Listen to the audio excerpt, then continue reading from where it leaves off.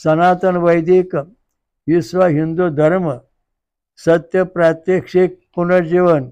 मी काशी विश्वेश्वर सरस्वती महाराज कलकी दत्तात्रय मंदिर शिरूर गोंडदी पाचवाडी येथून दिनांक 8/8/1960 पासून प्रचार करीत आहे। आपण विश्वक्रांती नवे ज्ञान आपण ऐका, सर्वात सांगत जा। दररोज संध्याकाळी 8 ते 5 8:15 पर्यंत किंवा जास्त वेळ असते, अवश्य लाभ घेणे। ओम वक्रतुंड महाकाय सूर्यकोटि समप्रभ निर्विघ्नं कुरु मे देव सर्वकार्येषु सर्वदा। जो परमात्मा आहे, परब्रह्म स्वरूप आणि परब्रह्मच आहे, ज्याचा कधी नाश होत नाही, कधी जन्माला येत नाही आणि त्याच्यापासून सर्व जग तारल्या जात, त्या परमेश्वराची सर्व जनतेने समाजाने कायम भक्ती केली पाहिजे। पण तसं केलं जात नाही आणि ते का केलं जात नाही तर प्रत्येकाचं खाणं पिणं वेगळं आहे। त्यामुळं जो तो आपल्या खाण्यापिण्याप्रमाणे देवधर्म जाणतो। भूतियान मार्ग, वाकडे तिकडे खाणारे भूतियान मार्गाचे देवधर्म रिद्धी सिद्धी। पितृयान मार्ग जो आहे तो वरण भात शाकाहारी हा पितृयान मार्ग आहे। दूध आणि फळं खाणारा हा देव मार्ग आहे आणि तो देव मार्ग जो आहे तो आपल्या अमृत मंथनेश्वर कलकीदत्त महाराज येथे पारंपरिक पद्धतीने पहिल्यापासून चालू आहे। आणि या ठिकाणी येणारी जी भाविक मंडळी आहे ते फळं खाऊन दूध पिऊन राहते, त्यामुळे त्यांना ईश्वर प्राप्तीचा स्वानुभव चांगला येतो। आजचं जे प्रवचन आहे तर जो परमात्मा आहे, ओम सहस्र शीर्षा पुरुषा सहस्राक्षा सहस्रपाद स भूमिषूर्त दशांगुलम, हा परमात्मा ऋग्वेद यजुर्वेद आणि ग्रंथाने वर्णन केलेला आहे। आणि हा परमात्मा जसा आहे तसाच परमात्माचं जे स्वरूप आहे ते भगवान कृष्णाने अर्जुनाला दाखवलं। म्हणजे याचा अर्थ असा आहे की जो खरा परमेश्वर आहे तो मूळ असूनही मानरूपातून, मानरूपासून मूळ ठिकाणी असतो। हे रहस्य अतिशय अद्भुत असं आहे। एकदा इंद्र महालक्ष्मीकडे गेले आणि म्हणाले की मी महाविष्णू आहे, माझ्या छातीवर चिन्ह पहा। त्याने आपलं कृत्रिम चिन्ह छातीवर तयार केलं व छलांछन, आणि ते महालक्ष्मी त्याला विचारलं तुम्ही विष्णू आहे ना, मग विश्वरूप दाखवा। त्याला काही विश्वरूप दाखवता आलं नाही, त्यामुळे इंद्राला माघार घ्यावी लागली। याचं कारण असे, बाहेरून किती गणती चिन्ह लावली तरी तो मूळ स्वरूप जो आहे ते बदलत नाही, ते बदलता कोणाला येत नाही, ते स्वरूप कोणालाही दाखवता येत नाही। जो आहे तो मूळ त्याचं तो दाखवतो। म्हणून तो जो मुख्य वाच्यक्ष भगवंत परमात्मा आहे, सहस्र शीर्षा पुरुषा सहस्र सहस्रपाद मूर्त्या दशांग, याची भक्ती आपण केली पाहिजे। त्याचं प्रथम नामस्मरण करा, मग तुम्ही जे देवाची भक्ती करता त्याचं नामस्मरण करा आणि मग तुम्हाला संपूर्णपणे शक्ती प्राप्त होईल, रिद्धी सिद्धी प्राप्त होईल, ऐश्वर्य प्राप्त होईल। आणि हा जो परमात्मा आहे तो पूर्ण ब्रह्म, म्हणजे ज्याचा कधी नाश होत नाही, जन्माला येत नाही, असा परमात्मा आहे। आणि जग आलं गेलं तरी तो संपत नाही, तसाच राहतो। सगळ्या जगातले देवधर्म संपतात, कोण राहत नाही, फक्त राहतो एकटाच वाच्यक्ष भगवंत योग निद्रेत राहतो। आणि योग निद्रा संपल्यावर जागा होतो आणि मग पुन्हा सृष्टीला आरंभ होतो। वडा पिंपळाचा झाडावरचा पाला गळून जातो, काही काळ पिंपळ तसाच पिगळ पाण्याचा पाल्यात राहतो आणि काळ बदलला तर टाइम लागेल, पुन्हा त्या नवा पाला फुटतो, तोच पाला जसा तसा। तसे हे जग जे आहे ही जसंच तसं त्या परमेश्वरापासून चालू आहे आणि त्याला धरून जे चालू आहे ते सनातनी आहेत, ते विश्व हिंदू धर्माचे खरे भक्त ज्ञानी आहेत, त्याचे खरे म्हणजे हे आहेत। आणि धर्माचे पालक प्रवर्तक आहेत, बाकीचे नाहीत.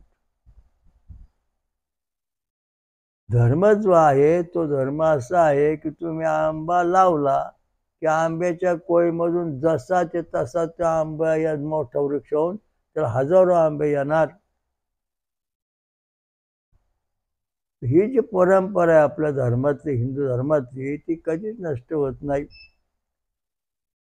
बाकीच्यांनी ह्या धर्माचा स्वीकार केलेला आहे, परंतु त्याला मानित नाही. याचं कारण की त्याला हा जो मूळ परमेश्वर आहे मोठा शक्तिशाली, त्याचं आकलन होत नाही, झालं तर ते टिकवता येत नाही. म्हणून तर या ठिकाणी काय सांगितलं आहे बा, परमेश्वराकडे जाण्याचा सोपा मार्ग काय? मंगळ खाऊन जाता येत आहे, वरण भात आमटी खाऊन जाता येत आहे, अजून काय मार्ग आहे का पाहावा लागेल. तो मार्ग या ठिकाणी सांगितलेला आहे, तो आता आपण पाहू.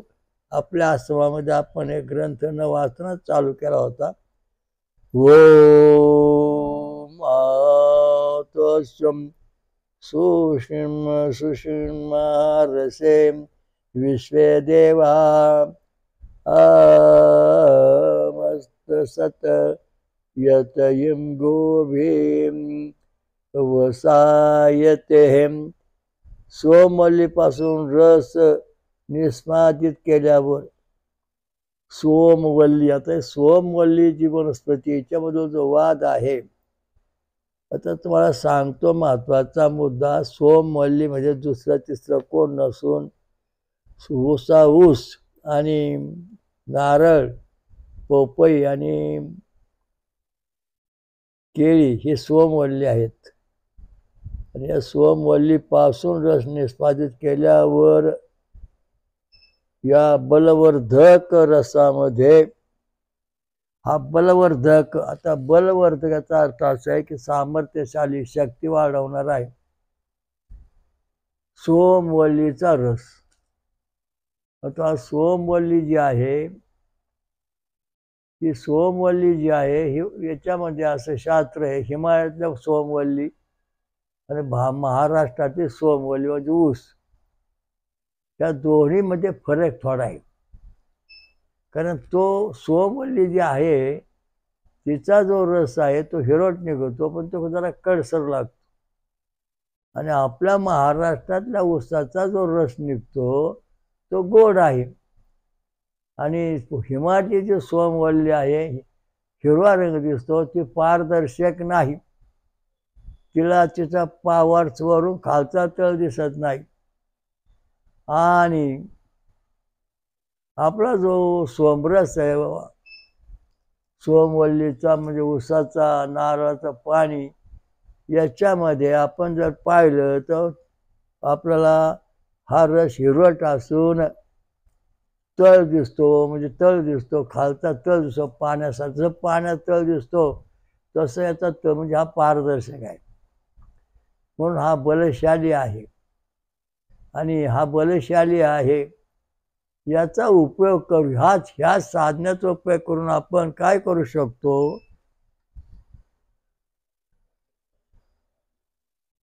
बलवर्धक रसामध्ये ज्यावेळी दुग्ध मिसळले जाते तेव्हा सर्व देव आनंदित व प्रसन्न होतात. आता या ठिकाणी फार मजेदार कथा आहे. सर्व देव, जगात 33 कोटी देव आहेत, देवी आहेत, आणि या सगळ्या आपला प्रसन्न करून घ्यायच्यात. त्याच्याकरता आपला सोमवल्लीपासून म्हणजे ऊसापासून काढलेला रस हाच प्राशन केला पाहिजे. फळांचा रस, ऊसाचा रस, नारळाचं पाणी, नारळ हे असं हे का, त्याचं कारण हे सपोर्टिंग आहे. त्या ऊसाचा रस जो आहे, जो सोमरस आहे, त्याच्यामध्ये दूध मिक्सचर केलं जातं. आणि दूध टाकल्यानंतर आणि तो पेल्यानंतर याचं कारण आहे दूधमध्ये काय गोड नाही, आणि ऊसाच्या रसात दूध टाकल्यानंतर त्याची गोडी वाढते. थोडक्यात मध्ये चहा केला जातो, गुळाचा चहा. गुळाचा चहा ज्यावेळेला केला जातो त्यात दूध टाकलं जातं, म्हणजे हा सोमरस झाला ना. गुळाचा चहा म्हणजे सोमरस झाला.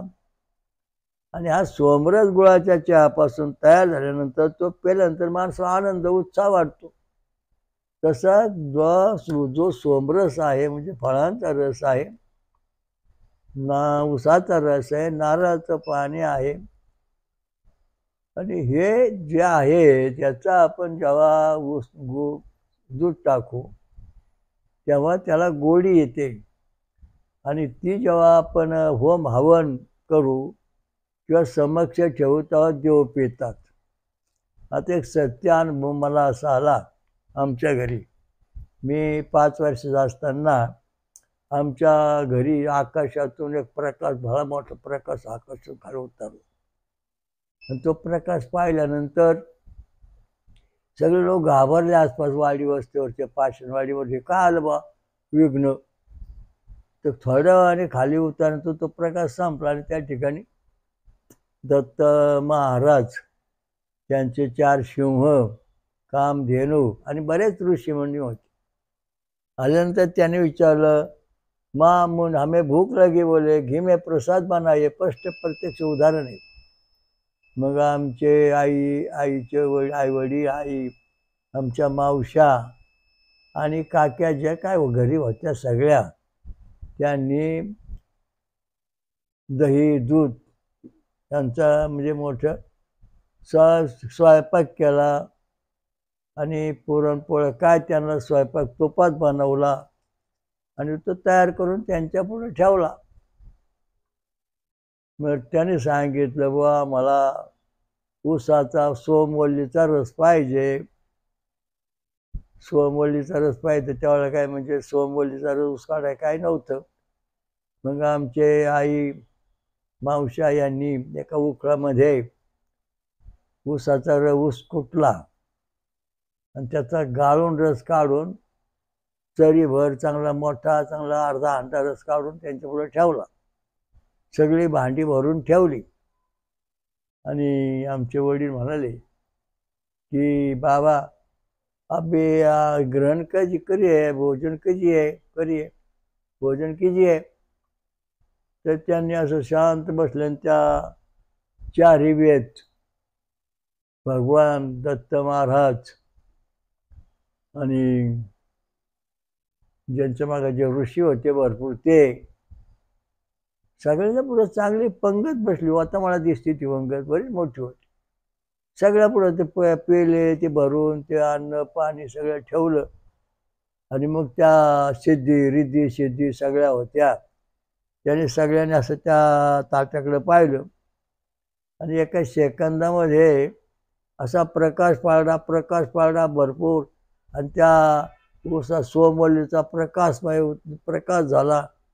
नंतर त्या अन्नाचा प्रकाश झाला, आणि तो त्यांनी आपल्या शरीरामध्ये ग्रहण केला. त्यानंतर त्यांनी मला जवळ बसून सांगितलं, असं करा, या यज्ञ अग्निहोत्र 5 वर्षापासून मला करायला सांगितलं. मंत्र सांगितलं, काहीतरी सांगितलं, तो मंत्र पाठ केला, आणि कार्य सुरू झालं. तर त्यांनी देव लोक जे आहेत हे प्रत्यक्ष प्रकाशमय अन्न ग्रहण करतात. त्यात दूध होतं, दही होतं.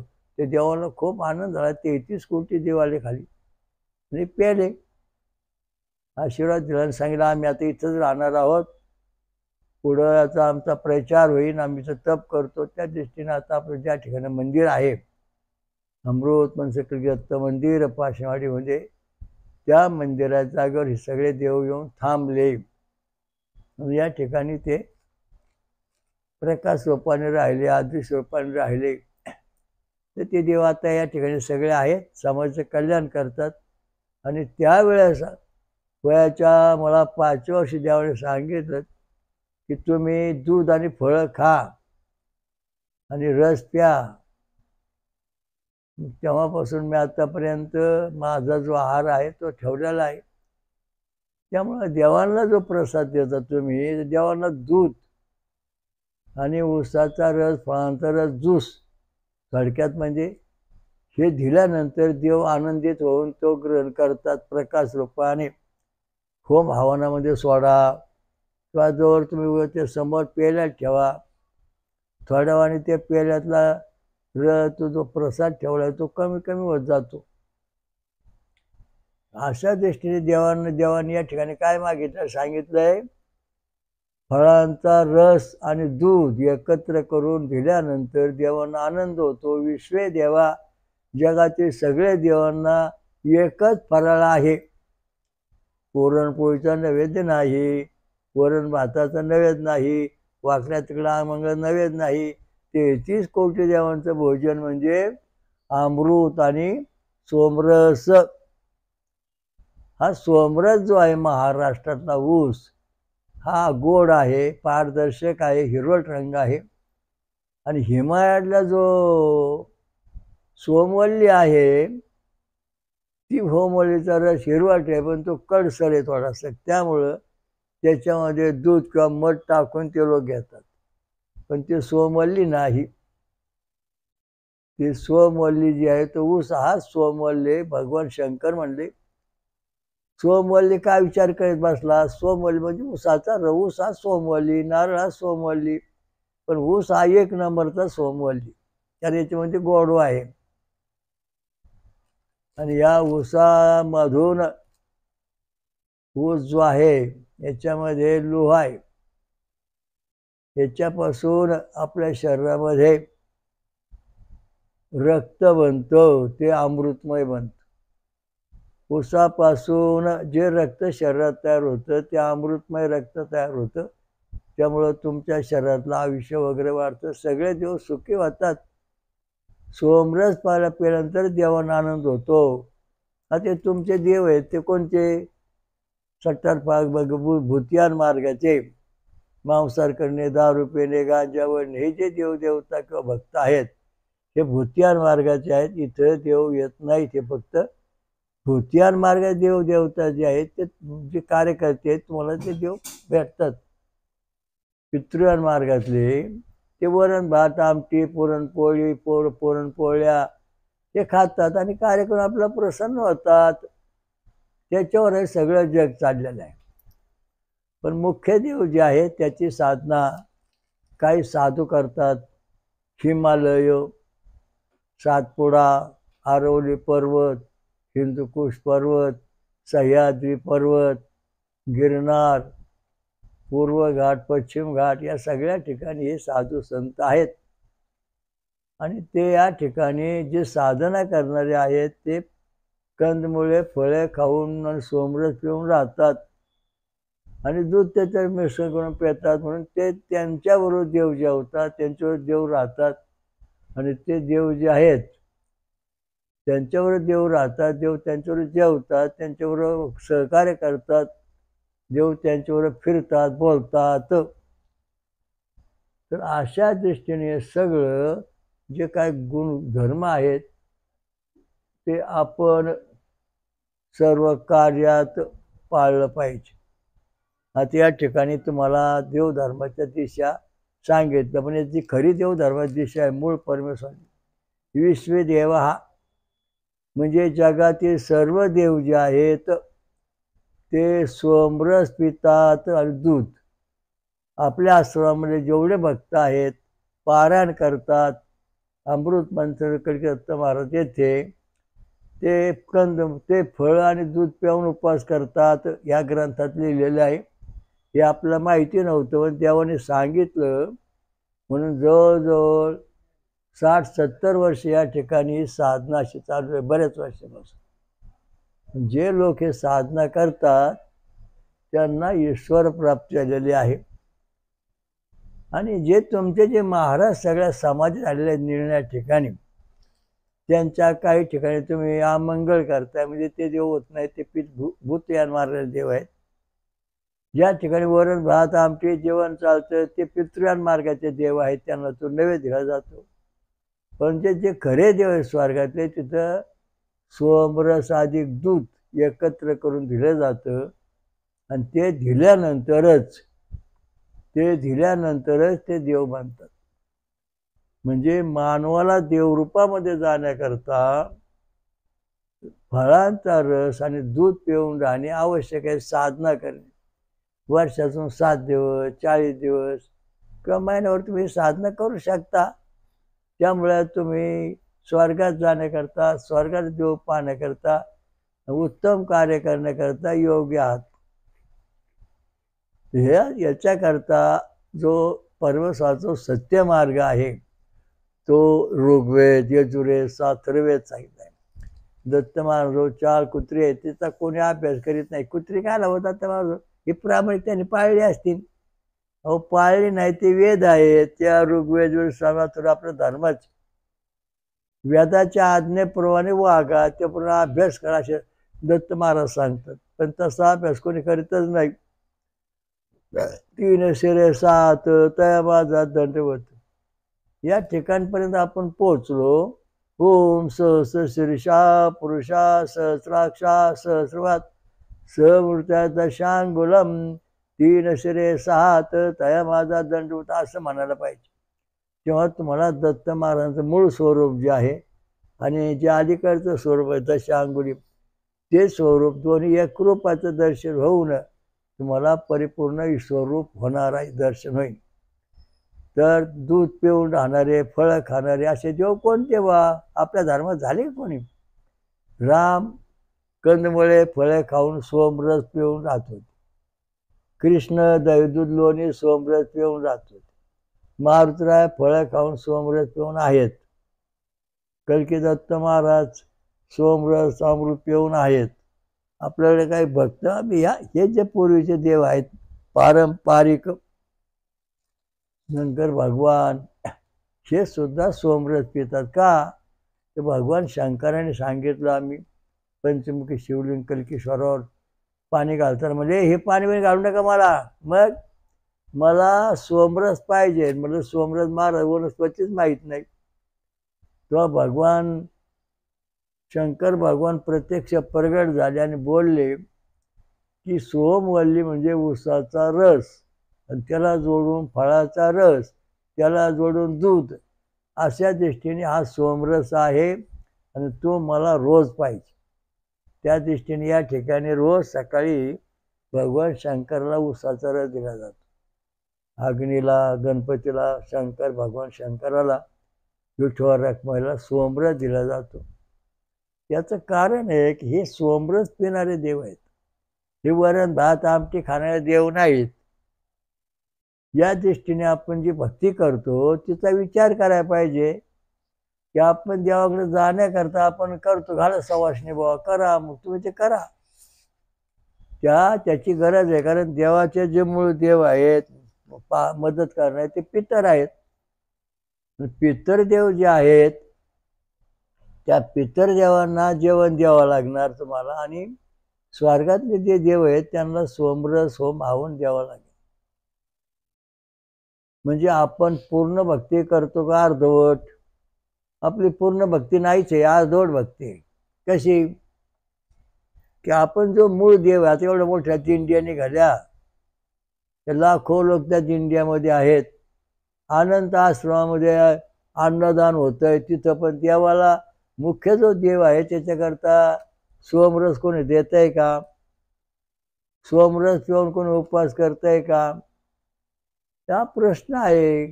काही साधू संत असतील, नाही म्हणता येत नाही, त्याच्याशिवाय जग चालत नाही. तर सोमरस पिणारे जे देव आहेत ते स्वर्गातले देव आहेत, आणि त्यांना जो आपण सोमरस देऊ, होम हवन करू, तेव्हा ते आपल्याला स्वर्गात जागा देणार. मग हे 3 देव कुठे राहतात? भूतियान मागल्या देव आहेत, चेडे गोटे खाणारे पिणारे, वाकड्या कोंबड्या बकरं, ते पृथ्वीवर राहतात, त्यांना स्वर्गात प्रवेश नाही. पितर वरण भात आमटी खाणारे शाकाहारी जे देव आहेत ते कुठे राहतात? पितर देव. हे पितर देव अंतरिक्षामध्ये म्हणजे सूर्य, चंद्र, तारांगण ह्याच्यामध्ये सर्व ठिकाणी पितृलोक आहेत, पितरदेव आहेत. मग याच्या पलीकडे जो काय म्हणजे दूध पिऊन राहणारे, फळं खाऊन राहू, सोमरस, हे देव कुठे राहतात? हे दुर्लोकामध्ये म्हणजे स्वर्गात राहतात. दुर्लोक म्हणजे स्वर्ग. हे जे स्वर्ग, सत्यवैकुंठ, कैलास आहे, स्वर्ग हा ह्या लोकात ते देव राहतात, तिथे त्यांचा आहार असा आहे. मग ब्रह्म आहे, ज्याचा कधी नाश होत नाही, जेव्हा परमधाम आहे, तिथं कोण कसं राहतं? ते तिथला देव फक्त अमृत पितो, सोमरस पितो आणि सोमरसातलं फळाचं जे पाणी आहे ते पितो, आपलं पाणी पित नाही. तुमच्या भूत्यान मार्गाला आपलं पाणी लागतं, पितृमार्ग देव आपले पाणी पितात. स्वर्गातले देव जे आहेत देव लोकांमधले ते सोमरस अधिक दूध पिऊन राहतात. परमधामामध्ये जे आहे ब्रह्म, परब्रह्म, ते जो परमात्मा आहे, श्रीवत्सवक्षा भगवंत सहस्र शीर्षा पुरुषा सहस्राक्षा सहस्रपात सुहृता दशांगुलम, हा सोमरस पितो, निराहारी राहतो, नंतर अमृत पिऊन राहतो, फळं पितो, फळं घेतो, फळाचा रस पितो आणि त्याच्यावर राहतो. आता मारुतीराया जे आहेत त्याचं कुठे असं वर्णन नाही किंवा मारुती ह्या तीर्थक्षेत्रात गेलं पाणी पिले असं कुठं महाभारतात लिहिलं आहे का, रामायणात कुठं लिहिलं आहे का? वाचण्यात अजून आलं नाही. तुमच्याकडं झालं तर बघा, मारुती ह्या तीर्थक्षेत्रात रोज पाणी पितात असं कुठं दिलेलं नाही ना. याचा अर्थ असा आहे, मारुतीराया फळातलं फळं खाऊन फळातलं पाणी पितात. म्हणजे चिरंजीव आहेत. म्हणजे धर्माचं खरं संरक्षण करण्याकरता आपल्याला आधार म्हणजे पृथ्वीवर मारुतीरायाचा सगुण स्वरूपामध्ये आहे. आणि मारुतीराय जर आपण भक्ती केली तर आपला फायदा होईल. पण तो कसा, फळं खाऊन. एक दिवस मारुतीरायाची आपली भेट झाली होमावर. मी म्हणलं कोण काळा पुरुष बसलाय, जवळ गेलो पाठ, मी म्हणलं जय श्रीराम, ते म्हणलं जय श्रीराम. त्यांची आमची भेट झाली. तेव्हा मारुतीचं शरीर जे आहे ते खुर्च्यामय आहे, त्याला हाडं नाहीत, म्हणून तो इतका मोठा होतो. आणि मारुतीरायाचे नाडी ठोक्याच्या पडतात, ते शून्याचं 60 पडतं एका मिनिटात. तेव्हा मारुतीराय म्हणले, तुम्ही उपासना साधना करताय, फळं खाऊन दूध पिऊन राहताय. माझी साधना अशीच आहे, फळं खातून फळातलं पाणी पितो, मी पाणी जमिनीवरचं पित नाही. म्हणजे हा महत्वाचा मुद्दा मारुतीरायाने सांगितला. किंवा जर कोणी देव भेटला तर त्याचा पहिला आहार विचारा, त्याच्या नाडी ठोके मोजा. ज्या जो देव आहेत, पांडुरंग आहेत, त्यांचे नाडी ठोके 0 ते 60 पडतात एका मिनिटात. त्यांचं शरीर ब्रह्मवज्र कवचमय आहे आणि ते नेहमी पंढरपुरात तिकडं मूर्तीवर जवळ बसून राहतात, मूर्तीमध्ये शक्ती ठेवतात आणि बाहेर आपलं दिव्य शरीराने फिरतात, वज्र कवच शरीराने फिरतात. एकनाथ महाराजांच्या घरी श्रीखंड्या म्हणून 14 वर्ष जवळजवळ पाणी वाहिलं, लाकडं फोडली, पण तिथं असं बोललं नाही की पांडुरंग जे होता श्रीखंड्या तो एकनाथ महाराज जेवत होता, असं कुठं दाखवलेलं नाही. जनाबाईच्या नामदेवाच्या घरी पांडुरंग जेवायला यायचे, पण ते दोष दृष्टीने पाहायचे, त्या अन्नाचं प्रकाश करून ग्रहण करायचे. आता सुद्धा पांडुरंग प्रत्येक घरी येतो, पण तुम्ही त्याला जेवण देत नाहीत. तुमच्या घरी सगळे देव येतात, पण त्यांना तुम्ही ज्यूस देत नाही, फळांचा रस दूध देत नाही, तुम्ही देताय फक्त चपाती वरण भात. म्हणजे ते पितर लोकांचं जेवण ते घेत नाहीत, ते पितर नाहीत. देव हे पितर होत नाही, पितर नाहीत, म्हणून देव ते देवच ब्रह्मवज्र कवच शरीराचे आहेत. तर त्यांना आपला जो आहार आहे तो आपण समजून घ्या, देव प्रसन्न करून कसा घ्यायचा. देह शुद्ध करूनी भजनी भाजावे. तर आपला जो देह आहे हा शुद्ध करायचा. कोणी कोणी करायचा? ओम अग्निषे ओमाना पांजन्य पुरविता तमिमहे महागयम. ब्राह्मण, क्षत्रिय, वैश्य, क्षुद्रातिक्षुद्र, आदिवासी, हा जो सगळा समाज आहे त्या सगळ्या समाजाने आपला देह शुद्ध करायचा. म्हणजे वरण भात आमटीच्या पलीकडे जायचं आहे, म्हणजे फळं खायचे, दूध पिऊन राहायचे, म्हणजे आपला देह पूर्ण शुद्ध झाला. आणि मग आपण आपला देह आणि देव लोकांची भेट होऊ शकते, तशी होऊ शकत नाही. कोर्टात उभं राहायचं म्हणजे LLB पास व्हावं लागतं, तो कोर्टासमोर आपण बोलू शकतो. तशा प्रकारचे आपल्याला सुद्धा सर्वपता सवता सर्व सायुज्यता ही पदवी प्राप्त करायची. ती पदवी वरण भात आमटे खाऊन होत नाही. ही पदवी मिळण्याकरता फळांचा रस दूध प्यायला पाहिजे, तेव्हा ती पदवी प्राप्त होते. विध्यमुक्त जीवनमुक्त ही जी अवस्था आहे ती आपल्याला प्राप्त होते. आपलं जे कार्डिक आहे शरीरामध्ये ECG ती 6 बटणं पॉझिटिव्ह पाहिजेत, तेव्हा आपलं शरीर पूर्ण शुद्ध झालं हे सिद्ध होतं. 6 mm ते 10 mm जर 6 बटणं आली कार्डिगमची तर आपलं शरीर परिपूर्ण शुद्ध आहे, परमेश्वराचा साक्षात्कार होण्याकरता योग्य आहे आणि आपल्याला सायुज्य मुक्ती मिळणार आहे. या दृष्टीने आपल्याला आता आपला निर्णय करता येतो. म्हणजे V7 म्हणजे वेद छंदो कार्डिग्राम जगतीच्या निषाद स्वर हा ध्वनी प्रगट होतो आणि त्यामुळेच आपल्याला ओम सहस्र शीर्षा पुरुषा सहस्राक्षा सहस्रपाद स्मृत्या दशांगुलम ही सायुज्य मुक्ती मिळते. का स्वरूपात जाते, तसं या स्वरूपात जाता येत नाही. किती जरी तुम्ही उड्या मारल्या, मोठे महाराज असलात, 1000 वर्ष जगलात, परंतु तुमचे जे हृदयातले जे कार्डिगम आहे ते 6 mm ते 10 mm 6 कार्डिगम पाहिजेत, तेव्हा तुम्हाला 7वा व्होल्टेज V7 पॉझिटिव्ह जगती छंद निशा स्वर प्रकट होईल. तेव्हा मूळ परमेश्वराचं दर्शन होईल, साक्षात्कार होईल आणि ती शक्ती मग आपल्याला प्राप्त होते. तेव्हा आपण अजिंक्य कल्की दत्त म्हणजे भगवान कल्की दत्त पूर्ण अवतार महासत्ता बनणार. कशी बनणार? या अवस्थेत जर तुम्ही सगळे जग आलात तर तुम्हाला महासत्ता बांधता येईल, तसं बांधता येणार नाही. वरण भात खातोय, वरण खातोय, खातोय आणि ग्रंथ लिहितोय देवाच्या नावाने, चालणार नाही. संत श्रेष्ठ ज्ञानेश्वर तुकाराम एकनाथ असे मोठे संत जे होऊन गेले ते फलाहार करीत होते, त्यावेळेला त्यांनी ग्रंथ लिहिले. काय जो उपाशी राहत होते महिना तेव्हा त्याने अभंग लिहिले, तेव्हा त्याच्यामध्ये जे अभंगात जे शब्द उमटले ते आपलं कल्याण करणारे आहेत. तेव्हा परमेश्वर देव प्रसन्न होण्याकरता, देवांना आनंद होण्याकरता काय करायला पाहिजे या ठिकाणी सांगितलं. काय सांगितलं?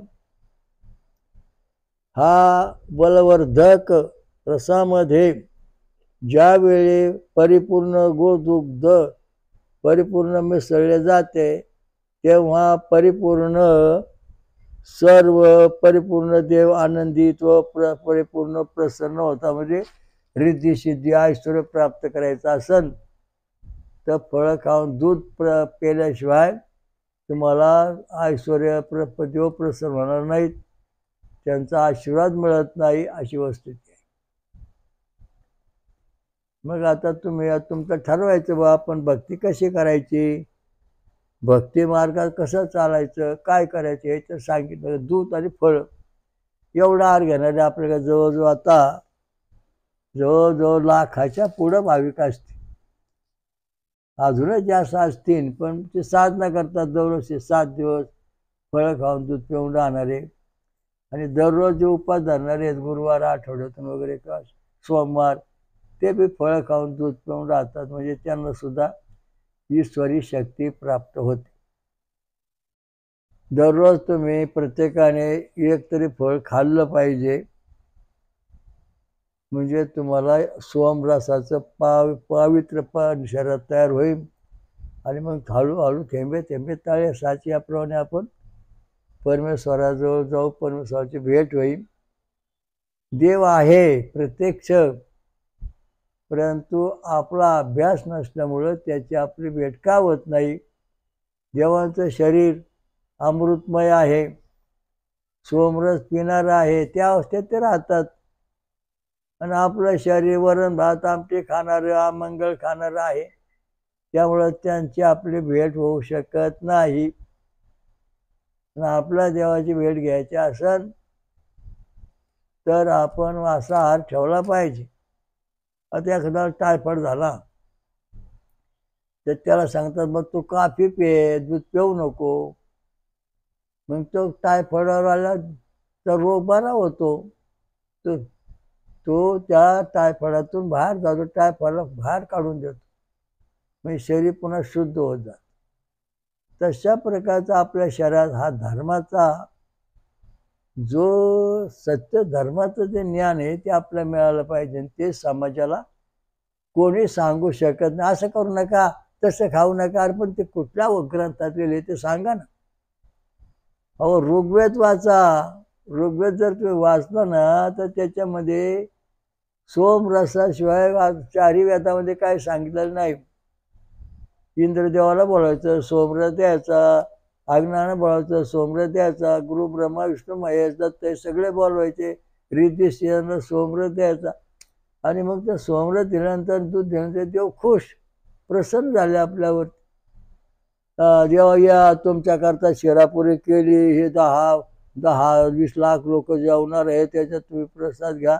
देव कवडीचा प्रसाद घेणार नाही, फक्त पित्तर रोग आणि अमंगळ लोक जे आहेत ते हे सगळे खातात.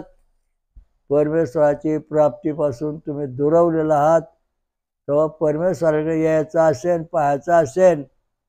ओम सहस्र शीर्षा पुरुषा सहस्राक्षा सहस्रपाद हा जो भगवंत आहे पूर्ण ब्रह्म मय ब्रह्म असं म्हणतो. पण प्रत्यक्ष या देवाचं दर्शन झाल्याशिवाय मी ब्रह्म आहे असं म्हणण्याचा अधिकार पोहोचू शकत नाही.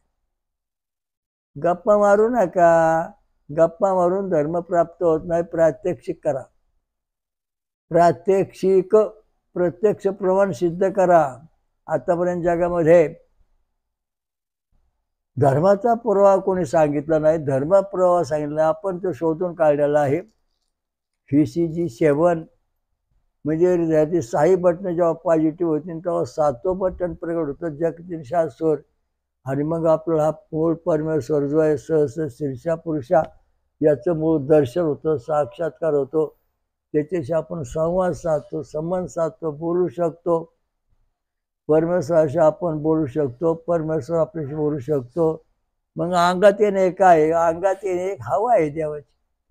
जसं आपण श्वास सोडतो, आपल्या नाकातून श्वास बाहेर पडतो, तशा प्रकारच्या देवाच्या देवीच्या शरीरातून ज्या हवा बाहेर पडतात शरीर शक्त्या त्या अनेक भक्तांच्या अंगात उतरतात. त्यामुळे ते घुमतात किंवा त्या अंगात ते येतं. पण देव जागेवरचा असतो हे लक्षात ठेव. देव उभा राहिला. आता एका देवीचं वार हजारो बायांच्या अंगात किंवा पुरुषांच्या अंगात येत असेल तर त्या देवाच्या शरीरातून जी हवा बाहेर पडते ती हवेतून हे सगळे तयार होतात, घुमतात प्रति देव. हवा जाती निघून मग ते हवा निघून गेल्यानंतर त्यांच्या शरीरातून हवा संपती. तशा प्रकारचे असं जसं फुग्यात हवा भरली का फुगा फुगला, हवा काढली का फुगा जागेवर राहिला. तशा प्रकारची जी हवा आहे ही पूर्ण आहेच आहे. ती हवा फक्त फुग्यात भरायची, फुगा फुगला. हे तत्वज्ञान तुम्हाला कळलं का? फुग्यामध्ये फुगा झोपलाय पण त्या फुग्याची हवा पसरली आहे ती हवा भरायची. मग ते फुगा फुगला का दिसतो का नाही? तसा परमेश्वरा सर्व ठिकाणी जळी स्थळी काष्टी पाशाने आहे. त्याचं संवर्धन त्या हवेसारखं जेव्हा आपल्या शरीरात तयार होईल फुगण ती हवा, तेव्हा आपल्याला अंगात आलं किंवा आपल्याला देव दर्शन झालं असं आपल्याला म्हणतो. पण तो आहेच मुळात. म्हणून सोमरस पिल्यानंतर ही हवा आपल्या शरीरात देवाची उतरते. तशी उतरू शकत नाही कारण बाकी सगळे जड अन्न नाही, जड हवा आहेत. फुग्या हवा हवे का नाही? हवेत आहे. मग फुगा खाली झोपला का नाही? झोपला. मग या फुग्यात हवा भरल्यावर काय होईल? तो फुग्याचा आकार धारण करीन. तशा प्रकारचं परमेश्वर हा सगळ्या ठिकाणी सारखा आहे. तुमचं शरीर झोपलेलं आहे पण त्यात जेव्हा परमेश्वराची हवा उतरण सोमरस पेल्यानंतर पवमान स्वामा ही ती हवा आहे. ती हवा तुमच्या गा आली की तुमच्या अंगात आलं, तुमच्या शक्ती आली, देवदेवता प्रसन्न झाली. हा मुद्दा आहे. म्हणजे हवा आहेच आहे, ती फक्त तुमच्या शरीरात भरायची. म्हणजे बाहेरची हवा नष्ट झाली का? नाही, फक्त त्या हवेतला थोडा एक अंश तुमच्या शरीरात उतरला म्हणून तुम्हाला असेच हा परमात्मा जो आहे हे प्रत्येक जीवाच्या आत्म्यामध्ये प्रवेश करतो आणि त्यामुळं जगाचा व्यवहार चालतो. ओम श्री रामलिंग महाराज की जय. हाय ग्रेव ओम नदी गंगा मैया की जय. सर्व जगाचा एकच नियंत्रण करता परमेश्वर श्री वच्छिवक्षा भगवंत सोम सहस्र शीर्षा पुरुषा सहस्राक्षा सहस्रपात समृता दशांगुलम स्वयंभूश्वराजा श्रीरामचंद्रेश्वर कल्की दत्त महाराज के जय. जगात आणि महाराष्ट्रात पाचो महाशक्तिवान निर्माण करेनी महापंचसागरेश्वरी महादुर्गा माता की जय. इथं आपल्या इथं हे शक्तिपीठ आपल्या अमृत मंथनेश्वर कल्की दत्त मंदिरामध्ये स्वयंभू प्रगट झाला असून त्याची व्यवस्थित मान्य केलेली आहे. देवीचा पाय जवळजवळ 5 फूट आहे. हा महत्वाचा इथं मुद्दा आहे. देवीचं शरीर महत्वाचं आहे. या ठिकाणी दैत्य पण आहे आणि या ठिकाणी देवीने स्वतः जे सांगितलं आहे की मी या ठिकाणी महिषासुराचा वध केलेला आहे.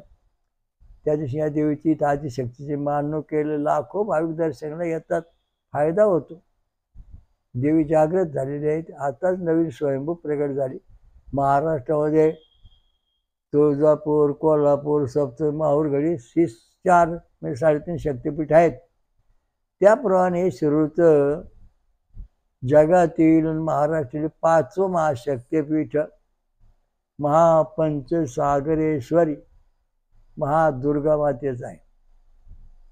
कलो कल्की प्रियाय नमः असं देवीच्या सहस्रनामात लिहिलं आहे. इथं कल्की दत्त भगवानची मूर्ती आणि मूर्ती बसवले. कल्की दत्त भगवानची एक छोटीशी मूर्ती या ठिकाणी स्वयंभू निघाली आहेत. ती पण आता व्यवस्थित करून ठेवली आहे. त्याप्रमाणे त्या भगवंताला जो कल्की दत्त महाराज आहे कल्की अवतार त्याला प्रसन्न कल्की कलो प्रियाय नमः. कल्की कलो कलियुगामध्ये कल्की कलो जो कल्की अवतार आहे त्याला प्रसन्न करता जो साक्ष पुरावा आहे तो देवीच्या सहस्रनामात सांगितलेला आहे. हो सांगितलं आहे कलो कल्की प्रियाय नमः. कल्की दत्त भगवंताचं सहकार्य करण्याची प्रिय देवता आहे ती आहे महापंचसागरेश्वरी माता.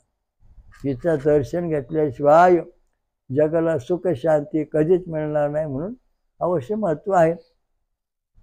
शनिकाल भैरवनाथ महाराज के जय. शनीश्वर महाराज के जय. खंडेश्वर महाराज के हनुमान की जय. सर्व देवदेवता की जय. साधू संतन की जय. सर्व समाजाचं कल्याण व्हावा म्हणून त्यांना पण रक्तगणवंतीने अभ्यास करावा. ये बी गणपती व विष्णू ये शिव बी सूर्य याचं म्हणजे संशोधन केलेलं आहे. त्याप्रमाणे दररोज सांगतो आहे त्यावर भक्ती करा. सर्व समाजाचं एका दिवसात कल्याण होईल. हरिओम दत्त ओम शांत शांत.